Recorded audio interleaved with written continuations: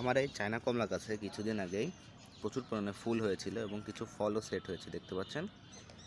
কিন্তু এর সাথে সাথে একটা সমস্যাও শুরু হয়ে গিয়েছে।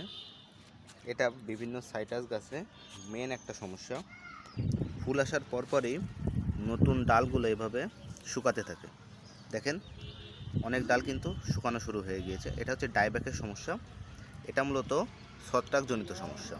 ছত্রাকনাশক যেমন ম্যানসার এগুলো স্প্রে করলে কিন্তু এগুলো ঠিক হবে না। কারণটা হচ্ছে ম্যানসার জাতীয় ছত্রাকনাশক গাছের উপর একটা আবরণ তৈরি করে, যার ফলে ছত্রাক আক্রমণ করতে পারে না। কিন্তু একবার আক্রমণ করা হয়ে গেলে সেটা কিন্তু আর কাজ করতে পারে না। এই জন্য একটা অনেক শক্তিশালী আপনার ছত্রাকনাশক স্প্রে করতে হবে। তার আগে প্রত্যেকটা শুকনা ডালগুলো কেটে দিতে হবে।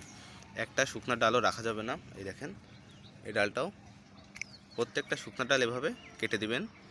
এরপরে করবেন অ্যামিস্টার টপ। এটা হচ্ছে প্রচুর শক্তিশালী একটা ছত্রাকনাশক। এটা গাছের ভিতরে প্রবেশ করে ছত্রাক দমনে সাহায্য করে। লিটারে 1 ml পরিমাণ নেবেন।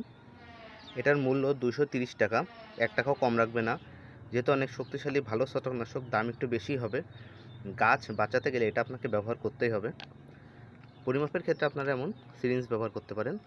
এই যে এটা হচ্ছে 1 ml। ওষুধটা ব্যবহারের আগে অবশ্যই ভালো করে ঝাঁকিয়ে নেবেন। ঝাঁকিয়ে নেওয়াটা কম্পালসারি, কারণ এর ফলে ওষুধটা ভালোভাবে মিশবে।